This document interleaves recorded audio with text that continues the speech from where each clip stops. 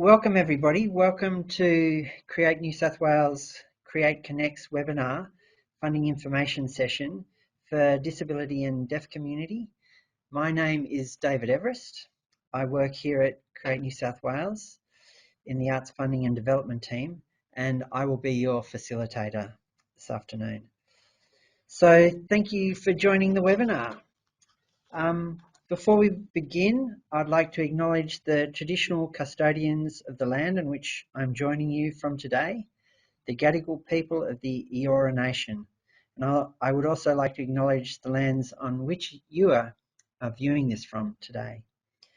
I pay my respects to elders past and present and extend that respect to other Aboriginal and Torres Strait people joining us today. So, what we are here for today. So basically, what we want to do is give an overview of the Create New South Wales funding opportunities and the guidelines, and also some hints about how to write a strong application with a focus on the selection criteria and how the whole kind of process works from an application point of view. And as part of that, I'm going to discuss with some successful applicants and also a Create New South Wales Art Form Board member with a focus on accessibility. And with this, we'll be talking about the Create New South Wales approach to accessibility. So I would like to introduce our guest speakers today. Firstly, in the studio, I feel like saying the studio, but we're just in a conference room. With me is Dan Graham, the Theatre and Music Theatre Art Form Board and Theatre Director and Disability Advocate, and Rebecca Gooston, who is Strategic Initiatives and Development Officer at Varuna, the National Writers' House. So thanks both Dan and Rebecca for joining us. Great to have you and have your insights into this process and how the whole application process works at Create New South Wales. And maybe first over to you, Dan, just Sure. tell us a little bit about yourself and yeah, and you're a little bit, I guess it'd be good to know about I know it's a new role, but your new role as a Art Form Board member. First of all, thank you so much, David, for having me this afternoon. And hi, everyone. I also would like to say I am proud to say I'm on Gadigal land, and I wish to pay respect to leaders past, present, and emerging. So thank you for that, David. As David said, I am a theatre director by artistic practice, as well as a disability arts advocate who himself, third person already, 2 seconds in, refers to as being someone with lived experience of disability. And I think it's very important that this session is happening today, in a sense that basically, as those who are watching it in part of a disability, deaf, hard of hearing community will personally acknowledge, it's very important that these opportunities are available to make it truly accessible, and not just in the access format, but just in terms of access to literally having more artists with a disability, deaf, hard of hearing community to apply and hopefully be successful in funding. And as David said, as in the last few months, I've been appointed onto the theatre board for Create NSW, where I had my first session with a great group of people, many who I already know in the theatre sector already from my own practice, as I said, as a director, only a few months ago.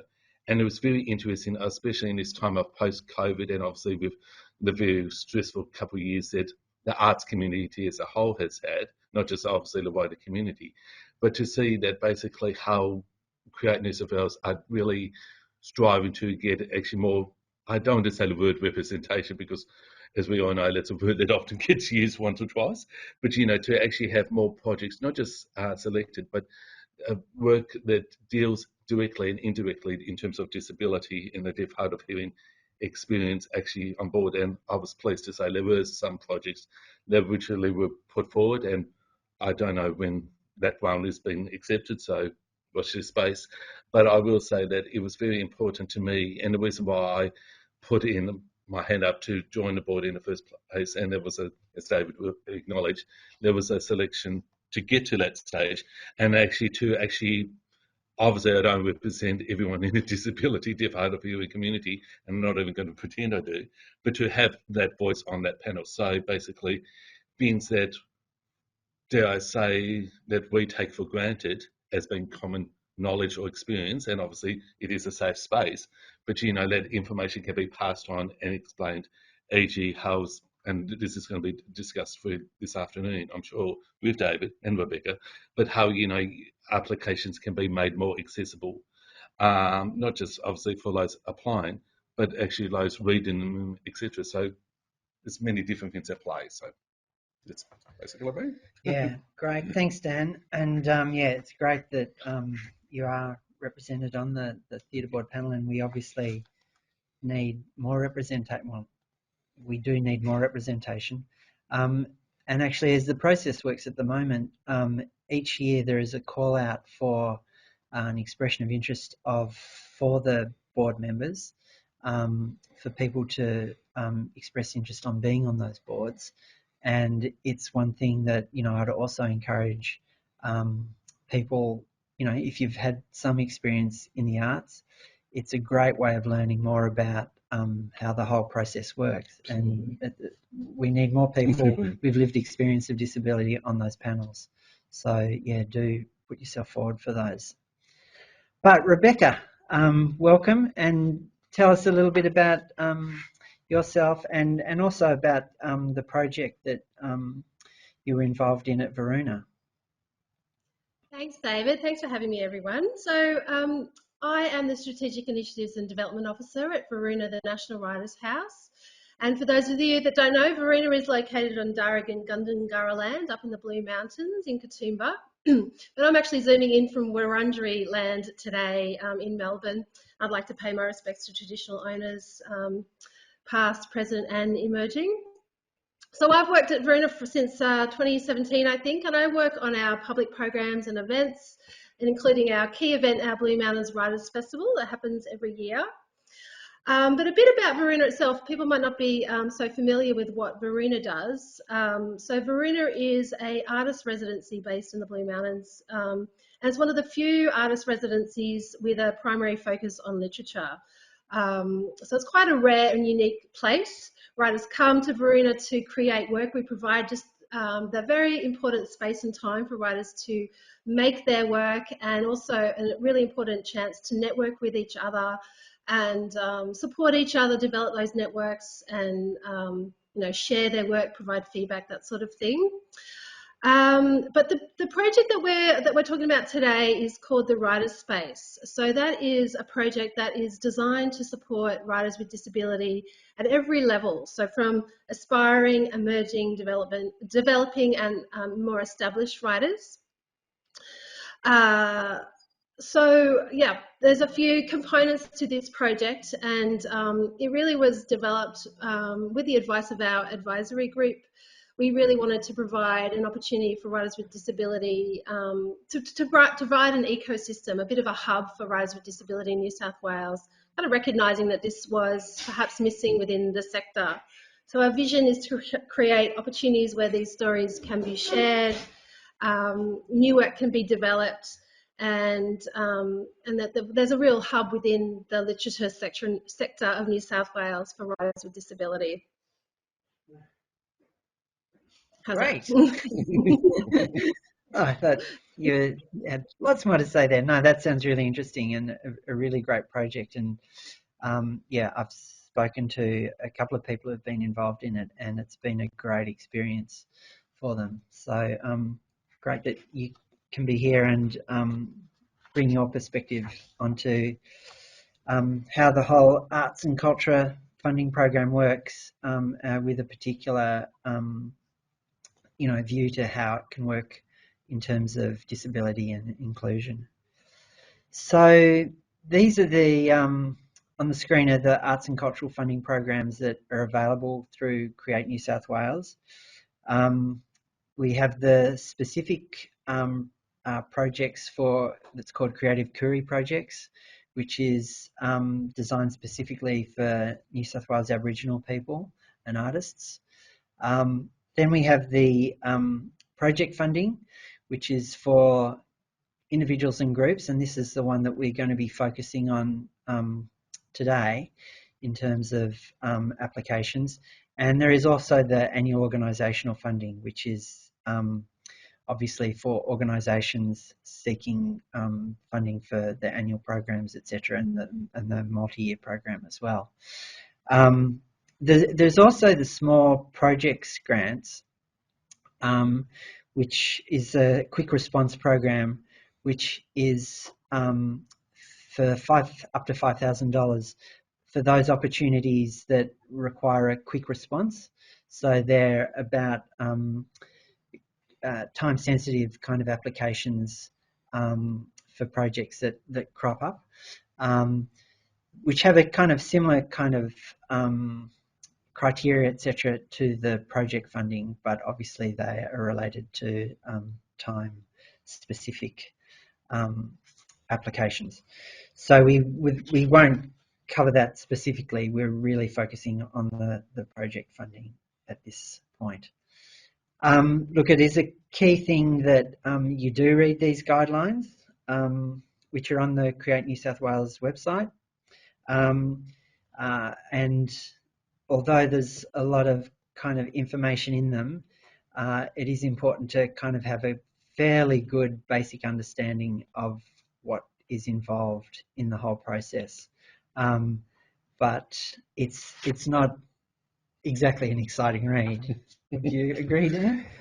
I would say it's an interesting read, only in the sense that basically, obviously, I always make the comment very early on in my career. A mentor who's still a mentor of mine gave me the term show business, and he said to me, Dan, which is a longer word, show or business? So that is literally given me a good stead, as we said in this career, to realise that obviously any kind of opportunities, be it funding or just creative endeavour, it is important, as David said, to read this information or at least discuss it with someone at Create NSW or someone. I would suggest people talk to people, if you haven't applied in the past, people, and I'm sure everyone will know at least someone who's been successful in funding in the past, and discuss, like Vince we're talking about here, but more of any kind of inside the nuts and bolts, let's just say, in terms of like kind of like the administration thing, because obviously it is, obviously, as David said, and especially I've repeated again, post-COVID, it is a very competitive field, as we all know. And I don't know to tell people here, we put disability in terms of access on top of that. And that's why I think it's very commendable, like Create NSW has created this space to actually talk to the disability, deaf, hard of hearing community, to say that basically, I don't want to say we, because when I say we, I don't want to talk on behalf of a feeder board, but that Create New South Wales is interested to have more projects supported in a disability, deaf, hard of hearing community. So absolutely, yeah.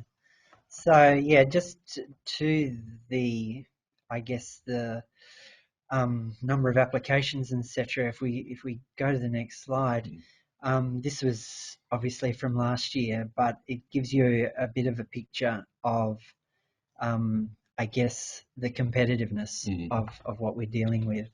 As Dan says, it is a very competitive process, and that's why, if you have people that have been successful or can talk to as many people as you can about it, it is definitely a way of just giving you a sense of understanding and improving what you do.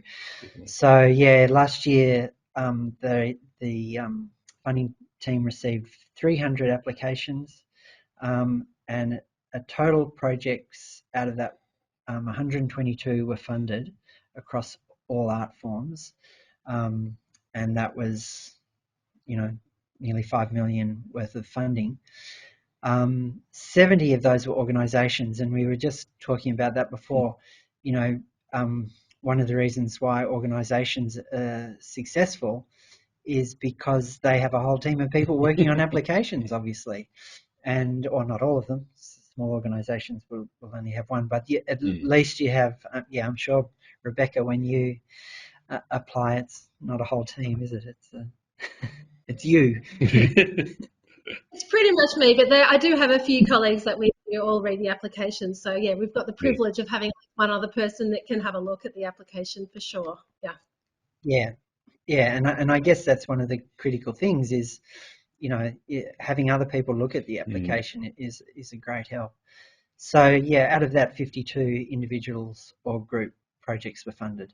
So as you can see, it is very competitive, and one of our jobs in government is always asking government for more money, as all departments do, and there has been some great inroads made in that department, but it's always we could do with some more money.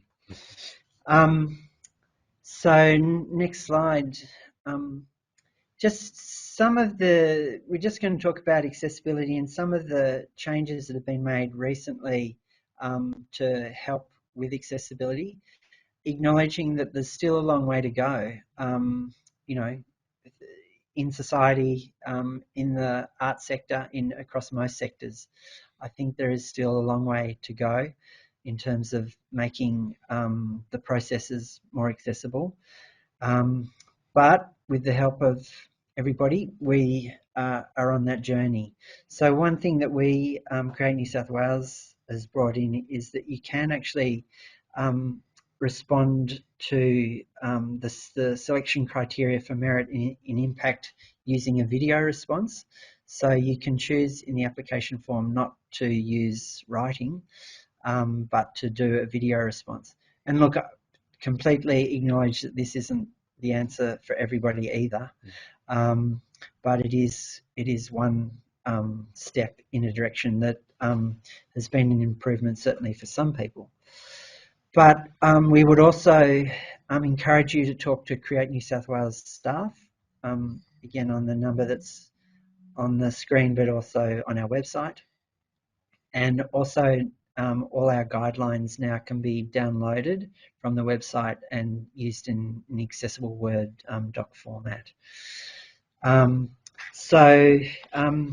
then there's other support that we can provide that's again in the guidelines and on our website in terms of using different relay services. And we also work closely with Accessible Arts New South Wales, the peak organisation for arts and disability, who also are somebody you can seek information from, and we work with a lot to try and improve our accessibility. As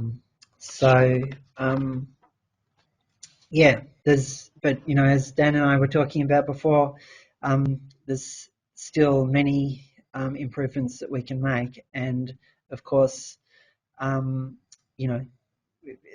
we're very open for suggestions and feedback around the way we're doing things, and constantly trying to improve them, with the challenges of being a government organisation that has a lot of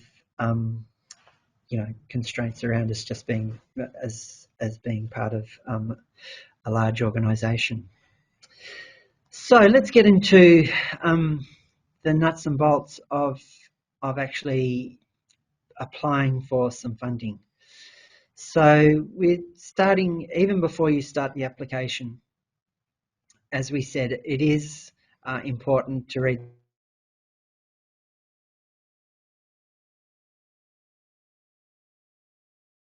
process works and what you're applying for. Then also, of course, important is eligibility. So there are some eligibility requirements which you obviously have to get through, or the rest of the process is not worth it. So as part of that, it's really important to ensure that you're applying to the right program, and that the project that you have in your mind or that you're thinking about is relevant to these guidelines and these criteria that are available to you. We also have a number of resources now. We have fact sheets, we have resources online, we have a YouTube channel with various resources.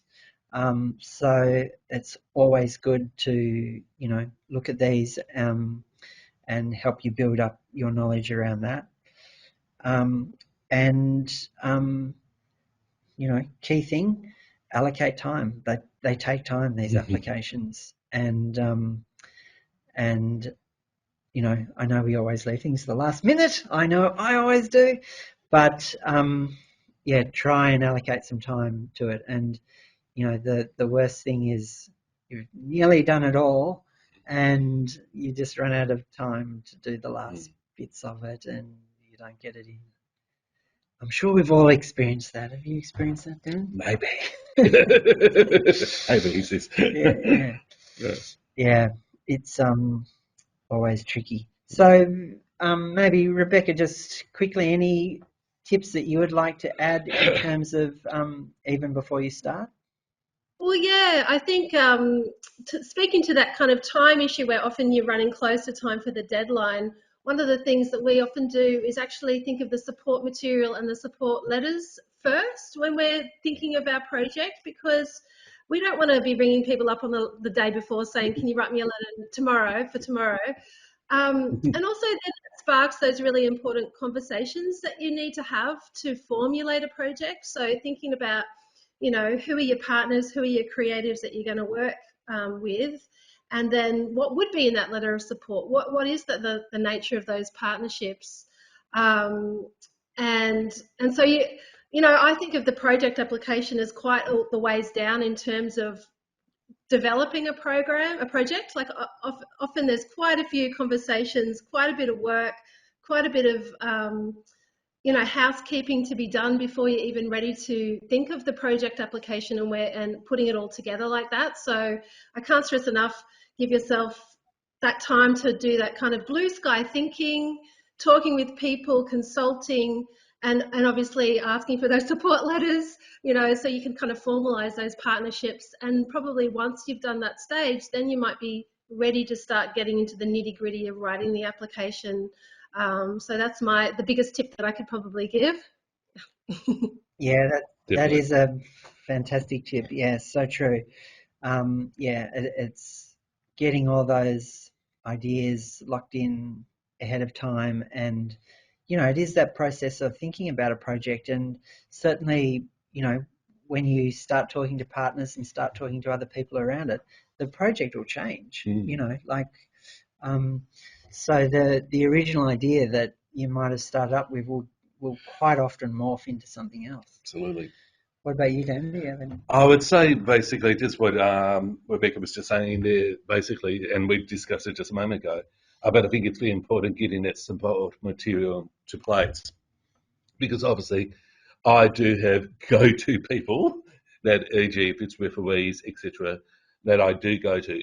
But obviously, being an artist, artist hat here, also the two hats, artist hat, but also access when I say this, realise each project has its individual needs and concerns or desires, whatever you want to call it, issues in play. And we look at each one like we are all, who are watching this, are all artists, so we know how to create. And we are basically creating something to show to Create NSW. And if I can put you, David, I think it's important to know that again, I don't speak on Create NSW when I say this, but obviously a project that you may wish to put in does not have to be directly deal with disability. And I think that's very important to know, because most of my projects actually don't deal with disability directly. Yes, they're informed and obviously do. So I'm always thinking in the back of my head, director, like I just did a show actually in Perth, and literally that was as much accessibility as well for the audience as well as my lead performer actually did have a disability in that particular instance. But it is that whole funny thing is trying to work out like, what is it that you are trying to achieve? I think is the word I'm looking for.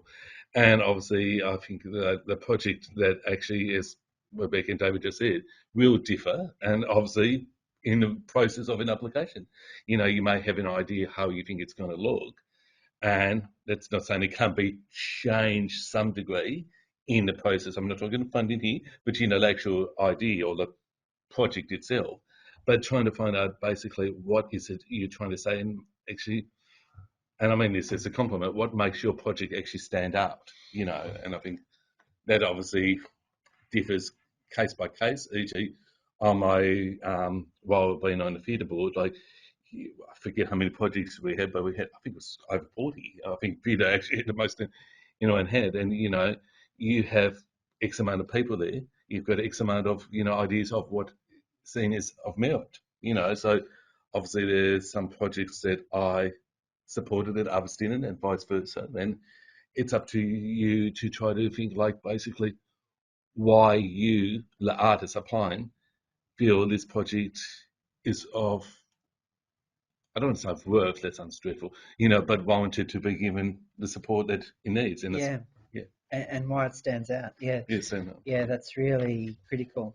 In fact, the next slide kind of covers this. If we can move to the next slide, Ian, thanks. So it is critical, as Dan's saying, that your story stands out. You in a competitive environment, and also, we definitely do stress that this is, doesn't have to be about disability. It can be whatever the project is. But what is the story? What is the ideas, the vision that is going to make this stand out from other projects? And part of that is using plain English. Like, I think, there's a bit of a myth that you have to use arty language. And, I'm sure to a certain extent that's true, but it's also very much about just using plain English so that it can really tell clearly what you're hoping to do and what it is. Because, as Dan says, there's in the panels, so the panels that actually make the decision, the board, that actually make the decisions about this, there's a variety of people with a variety of views, and that they come from across the sector, from the larger, in the case of theatre, for example, from the larger theatre companies to the smaller individual theatre makers. So there is a variety of views. Art is a contested space in terms of all this. So elaborate on why you want the grant, what it's going to do, the purpose of your project. As we've already talked about, it is really useful to have strong support material. So, if you can get those letters of support or the evidence from previous projects that you've done. And collaborators you've worked with, I would say. Collaborators, yeah, definitely.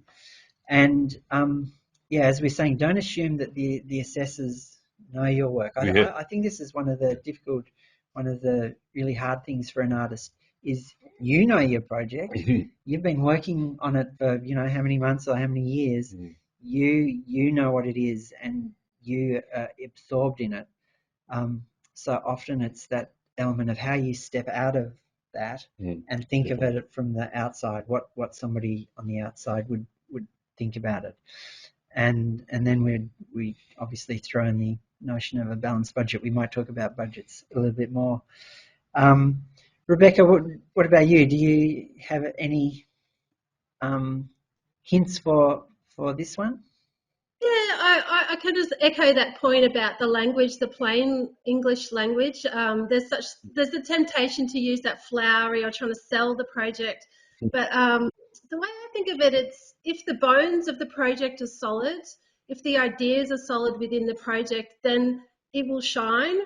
You don't need to put glossy language on it. It's like, who are the key creatives? What is the essential idea involved, how it will be achieved. If those things are right, or those things are, solid, then the application will be solid. So rather than trying to, put some nice flowery words around it, just tell it as it is. But maybe that's a sign that you need to think bigger, or get, different collaborations involved, or, reach a little bit further into how you conceive the project. If you feel like the project itself is not, standing out as much as you'd like it to, maybe that's just a sign that you need to think about it again, or see if there's someone else that you can collaborate with, or some advice, or some mentoring, or something that can create just a specialness within the project. Yeah, awesome. Yeah. What about you, Dan? I would say also, I know we're probably jumping 10 steps ahead, which sometimes I do, but I would say it's very important also in the support material, obviously showing examples of your work, and that can obviously, depending on art form, can mean many different things. Like examples of mine, I have shown, and I have to remind myself, that obviously, how many applications Create NSW have now been on the board, and looking at 40 odd applications, and let's just say it took a bit longer than 40 minutes, which is great. But literally examples of your work, and like always going to say, like the work that I do, like I always thought, I had to show absolutely everything, but realize basically not just time, but in terms of what we're talking about, resources available, like I'm talking about theatre again, like I have got myself a show reel now that gives excerpts of my work. And when I say excerpts, a couple of minutes, just what I call a taster, So basically people can, and as David said, and Rebecca has been saying as well, people may not necessarily know who you are or your work, and it gives them some idea. Like I would say that basically, if you see my work, you see me, but not everyone knows me, and basically if you can see, like, if whoever's gone through your application can see that basically what you are trying to say, and it's always subjective what I'm just going to say here, David, but what makes your application, your project, your practice, whatever you want to call it, all of the above, unique. What makes it stand out, and that is obviously again a very subjective thing, but it's also important to see that basically, like, the work, as we said, like you may have a core idea of what that project's going to be, and like some of my best ideas that I've had fully formed, I'm talking funding or not funding, and I'm not saying anything that people who are watching this won't get themselves, has often been a completely different project at the end, and I find out what I thought I had set in stone. But obviously, if you do have something, not just to show, but, and I like that idea, what you said, Rebecca, but, just make, and what David said as well, make your language clear and concise, because it's lovely to, a very creative, application. But, I, as someone, and this is, again, nothing to do with disability, but if I look in at an application, say, this is what you're planning to do, these are the people who actually see something in the work that you are creating, not just this project. This is the work that you're trying to develop or create or get support for. I will literally look at that far more than basically just a 10-page manifesto, which I have read and been guilty of in the past doing myself. That absolutely. Because as you know, being on the board, there are a lot of applications to go through, and so if you've got a show reel like that, obviously in theatre, that's really important, and music. If you've got some music, audio, photos of your artwork, and whatever. photos of the artwork that are really good, and obviously with literature, with Rebecca, you know that they're not going to read a novel. It's going to be the smaller excerpts of things.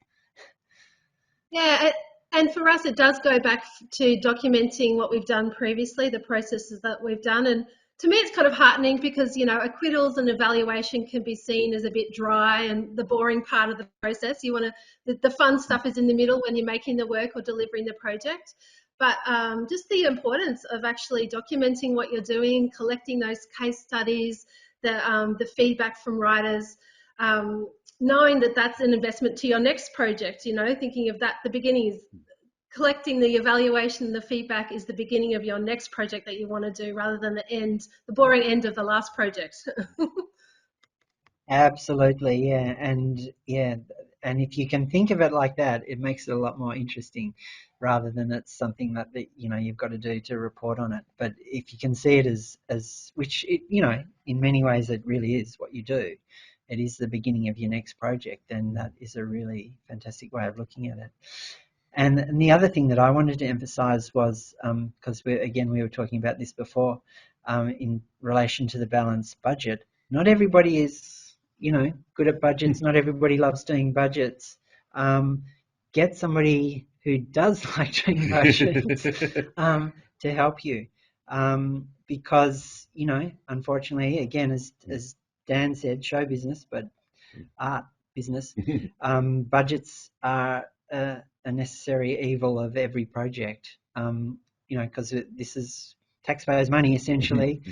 When it needs to be accounted for properly. But at the same time, sorry, David, No, if no, I can say with that, I think it's very important you made that point, because in a sense, and I would say this again, as I said to you before we started, my creativity doesn't go far in terms of budgeting, and I usually have I have a few people who I trust who help me put to a budget, but that also helps, especially for an individual artist, to look what the actual project is you're doing. Like, you may think this is a random example, but you may be asking for 50,000 and your project may only need, it's all depending, but only need 10,000. And basically, if you actually see what actually allocating what you're actually spending on, that actually, for me, both sides now, by the assessor, as well as, an artist myself, it will make it, I would hope it would make it more successful, because yes, even now, I'm going overseas in the next month or two, and I'm allocating in terms of what budget I have, but it's if anything is yes, we all want more. Let's be blunt. Yeah, I was going to say we all want, usually 10,000 needing 50,000 rather exactly. than 50,000 needing 10. But yeah, But there's that creativity, and that is meant to be permanent creativity to think, what can you actually do, and also, especially in terms of, and something like Rebecca was saying, it is basically a process to get to that next project. You may not, and this is not a bad thing, and I've had to remind myself, because I always want to have the whole project to be perfectly wrapped like a Christmas present as we're going into Christmas, but sometimes I have to realise, that is there still something in the box, and there may be the crumbs of the Christmas cake, but realise those crumbs are going to help me sustain me or to what I want to do further, and it may be same project, it may be different projects, but there are little seeds. Maybe that's a better word than the Christmas cake analogy. You hear Dango? Hi, everyone knows that, know me. No, it took me half an hour to do this analogy. No, because I'm in theatre. Oh, I think Christmas cakes are great. Exactly. Yeah. And I didn't say Yeah. yeah. And I was Well, going to say, looking at past applications and what's been approved and the amounts, in terms of working out a budget, it's Yeah. just so helpful to say, oh, this project got up and that was the amount that they asked for and was successful. So it kind of gives you some Definitely. ballpark figures, what's Definitely. realistic to ask for, and what might be useful to think about for your project too, amounts. absolutely. And Yeah. Rebecca gets back to that, what is realistic, Christmas cakes. It was that realistic, as I said, that realistic, as I said, we have to, but at the same time, if I can, for on the other end of the spectrum, don't underfund yourself at the same time, because that is sometimes you can think, if I ask less, then I will get it. Not necessarily, because if someone sees that you put less aside, and because obviously those people on the panel, be the literature panel, theatre panel, visual arts, whatever, okay, you may have enough money for, say, if you're a visual artist, you may have enough for the paint, but you may not have enough for the canvas. Yeah. And, or really importantly, that you pay yourself and absolutely. the other artists involved properly, And that's very important. And the boards do take that very seriously, because they don't want to be seen to be funding something where the artists aren't funded properly. Yeah. So look to your various various art forms. There are guides from the various service organisations that can give you the rates of pay for artists in your particular art form, and make sure that you are um, paying your artists properly. Yep. That's, we obviously, there is that real temptation, it's terrible temptation, to get a project up that you don't fund the actual artists. And,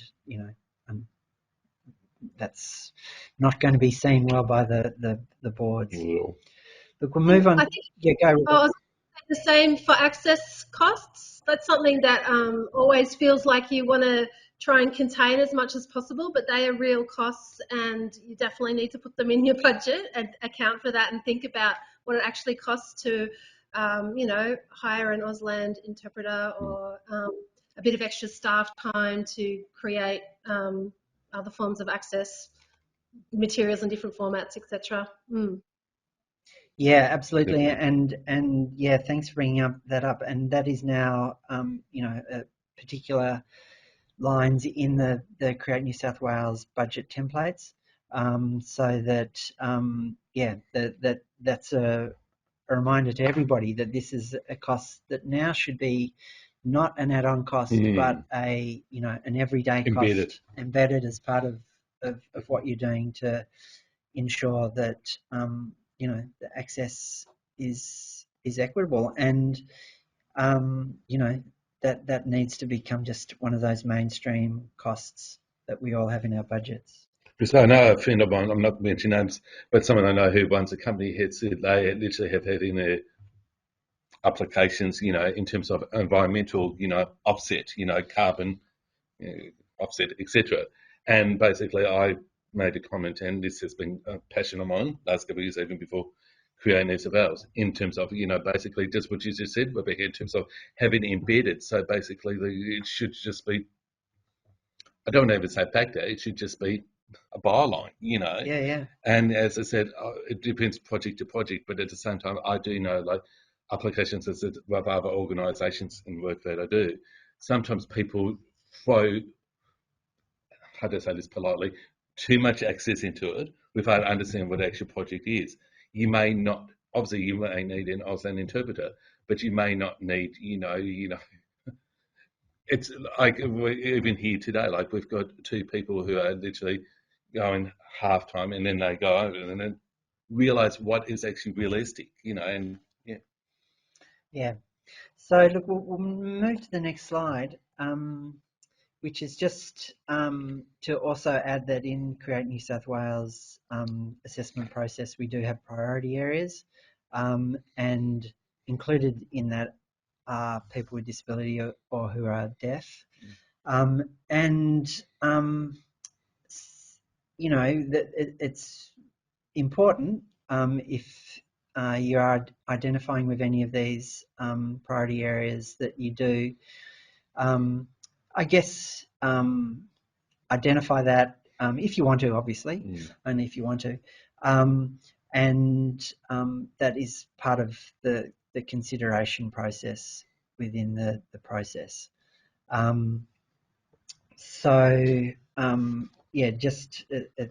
think it's important to know that that is still part of how Create New South Wales and the government is working.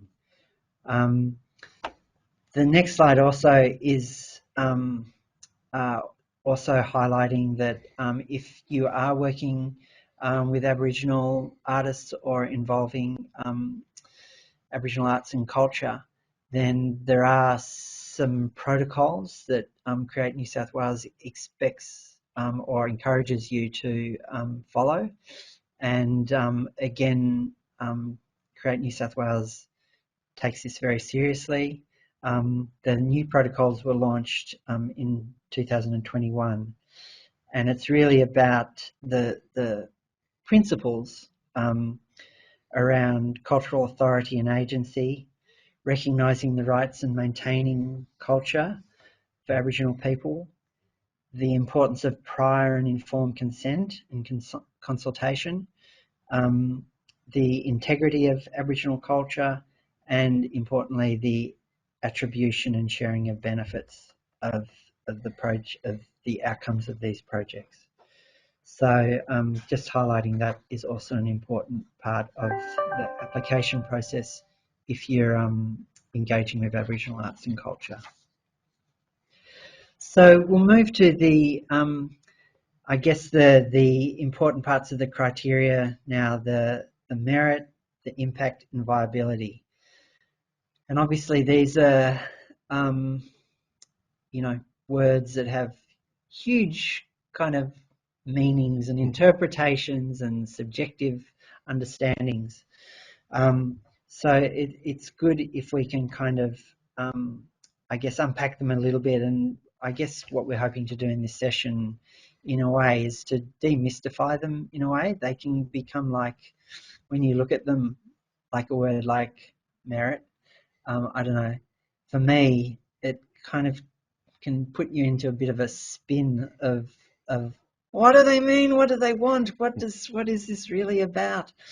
But really, it is all the things that we've been talking about. It is about just explaining your project, why you're doing it, etc. But maybe I'll just throw a curling one at you, Dan. So, Okay. in terms of assessors, Yep. what do you think they're looking at when assessing the merit of a project?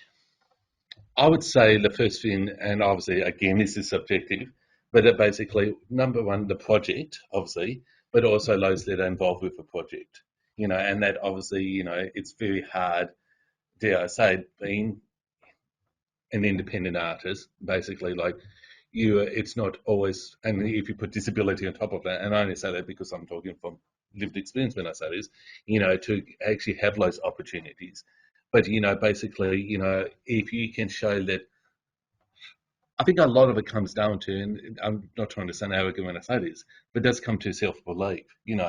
If you apply and you obviously believe the project has merit, and it's not meant to be flippant when I say that, and also obviously the impact and viability, but also you as the artist putting it in, have to find like basically where your compass is, if that makes sense. So, like not just moral compass, but also, where you see the project is and what it is, what it's trying to say, And as I said, I keep, obviously the theatre lens, which is obviously where I come from, but obviously in terms of all art forms, let it be like, as I said, and we said early on, there may be something that someone on the panel that I'm on might think it's absolutely the best thing that's ever been put forward, which I think not as so much, so politely, but realize like I think realize again it is all objective,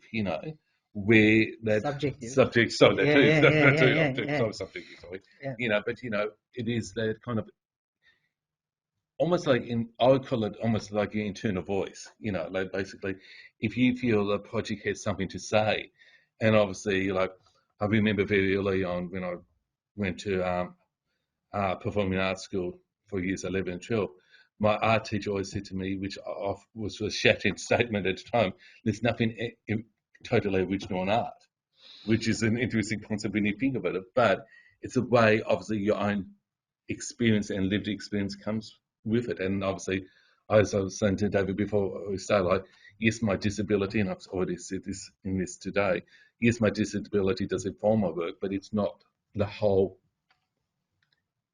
it's not a whole cake, Yeah. It's not the But whole Christmas cake. exactly. Before the flippancy, oh dear, I broke my tooth again. Enough about post-COVID work. What can I say? Oh dear, yes.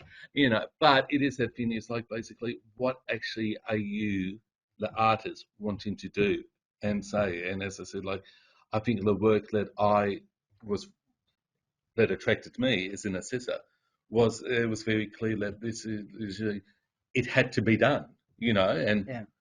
again, that is an individual's attitude. And I would say this: the work that attracted me wasn't always in that disability lens, because obviously there wasn't just people with disabilities applying, and it just has been like, let's work in that I saw that I gave, because we may talk about you and not about how it works in terms of in terms of scoring.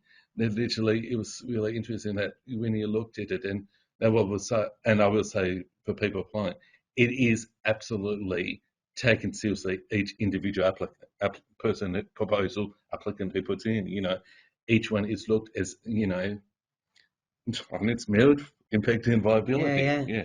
So Rebecca, what do you think about how the best way to express merit or talk about merit in an application, or what am I saying? Identifying merit, yeah.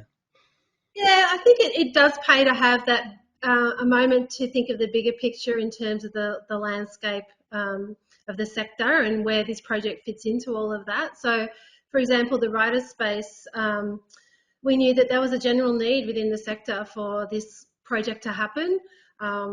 There's such successful projects in other art forms, for example, like Studio A for visual arts and Sprung Integrated Dance Theatre, the Northern Rivers, that like nothing like that was happening in New South Wales for writers with disabilities. So we felt like the argument was compelling for that reason. And as well as, you know, Verena itself, our bread and butter is providing professional development for writers. So we knew that we had the expertise and we were the right organisation to deliver this project. So just thinking really about the bones, the skeleton of the project, are the elements the best that they can be. You know, we thought about who would be best to facilitate the workshops, for example, for writers with disability. And Fiona Murphy is the person that's doing that for us. She's a writer a deaf writer who's just published her first work called The Shape of Sound. If you haven't read it, I really recommend to read that one. But she happens to just have moved to the Blue Mountains, so she was a local Western Sydney writer. And she's really skillful at creating these environments of fun and learning for writers that might be just interested in progressing their skills. So we just felt we had the right mix of expertise within our organisation and the connections with the right people to make the project happen. So just being aware of that, like who would be the best people to deliver this project. Yeah, I think it goes a long way. And I think the second thing is also about timing. So for us, we had built a studio, a wheelchair accessible studio for writers. So this is the first time writers in a wheelchair could come to Verena. So we kind of finally had the infrastructure that we could support through a residency, people with different needs. And then we had, you know, spent the time developing a disability inclusion action plan, and we created an advisory committee. So all of these things were in place. So it was time for us to do this project. So even if we tried to do this project at the beginning when we just built the studio and hadn't done any of the groundwork, it would have made as much sense for us as an organisation. But because all of those things are in alignment, now is the time. And we'd done a pilot as well, so we had the proof of the model that was going to work. So in terms of merit, I think it's really important to have that moment to think, is this the right time for us to do this work? Perhaps it's planning for a project later down the track when you've done more groundwork. Or maybe, you know, you realise, oh, I need to do this project next week, and I'm only going to find out next year if this project is successful. So yeah, being clear about best timing is also helpful, I think, when thinking about merit and creating that compelling argument as to why now. Why does the government have to invest in this project right now? Ooh. Great advice, yeah, really, really important. All those elements are really, really critical. And look, we are running out of time, so we've chatted on about a number of things, but we should just talk about impact, because I think impact is also, it's a critical criteria, and often it's a hard one to talk about in a way, because there are different sort of impacts for different projects. Sometimes we're talking about audience numbers, which is kind of an easy thing, but sometimes we're talking about something which is a bit more nuanced in terms of how it's going to benefit, the impact it's going to have on the art form, or the benefit it's going to have on the community, or the benefit, the other sort of impacts that we'll have. Rebecca, what about you in terms of your projects? How do you think about impact with some of them? Yeah, I mean, for the writer space specifically, this is a professional development type of project. So we're not going to get massive audience numbers because we don't have a public.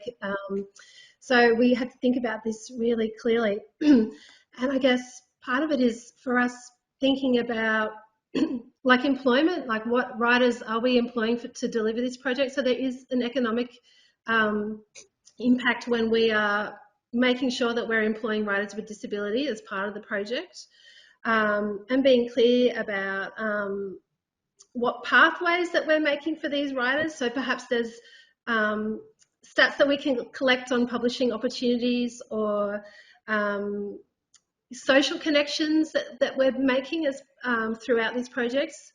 And, we can, go to the nuts and bolts of this many writers have been supported because, X number are attending workshops. This many are going to receive a fellowship in a residency. So just being very clear on all of that goes a long way. And also realising that a project kind of leverages support as well. So thinking about, we're partnering with some councils to deliver our community level workshops. And so those councils wouldn't be investing in writers with disability if it weren't for these projects. So we are actually kind of leveraging support that wouldn't have been happening without this project. So thinking about through all those different lenses, I think, and also just the model itself. We're creating a model of support for writers that can probably be used in different areas of the sector as well. So recognising that just the project itself and the way that you're designing it can be one of these things that we're delivering for the art form in general. Yeah, and that it has a legacy that moves on from there. Yeah. And quick hints. Yeah, quick hints. I think the first thing that I keep saying is that you, the applicant, have to believe in that project. If you don't believe it, how do you expect those who are assessing it to believe in it as well? If you feel it has, and this is something I should have said early on, David. I've received a number of funding opportunities from Create NSW, but when we mentioned about a quick response grant, like the most recent one was only this year that I was given an opportunity to be the only Australian theatre director to just be accepted into conference, course, workshop, all the above. I think a Directors Lab North, which was in Toronto, which was for directors from around the world to basically hone their craft. And it was basically the first time since COVID that at that time, I'd actually been in a rehearsal room, if that makes sense, which as we, again, talking Peter here, but and basically I literally sort of benefit that opportunity of also, dare I say, not just for me, the individual, but also how it could actually impact the sector as well. Right. Because especially in terms of all that, it was very interesting. Like Australia, a very, what's the word I'm looking for? I'm trying to think of a better word, and I can't think of one there on top of my head, which of course, but a great opportunity. A great opportunity, but also, Canada has a very, damaging lived experience of the Indigenous community as we do. Yeah. So there was a lot of correlations and like a lot of that knowledge I brought in. And I was so funny brought in to be the Australian, not to talk about Indigenous experience, I'm not saying that, but to actually about shared knowledge where we were coming from. And it was very funny, like in terms of that, I actually put forward that what I wanted to do, because as well as being invited to part of it, I was actually asked to run a workshop on accessibility. And basically, there's a lot of artists watching this who are in both spaces, both being artists and access space, do for another place where I'm giving my inverted commas TED talk, in terms of access. But it was very interesting. Very early on, it became clear in my session that about a quarter of the participants, and there were about 25 of us, so it was very selective to begin with. We're gonna have to jump. We've only got a minute left. Selective. Then there were other artists with a disability in that room. Yeah. So sometimes you may not see what the project is, but going forward, it can be bigger than just what you put forward. Yeah, absolutely. Great. Look, we're running out of time. We just jump to the next slides quickly. So we've talked about the art form advisory boards and how critical they are. Have a look on the website to who the people are on them, and that gives you a sense of who will be looking at the applications. The next slide. This is just a slide for more information about Varuna. So yeah, please go to their website and have a look at those programs that Rebecca has talked about.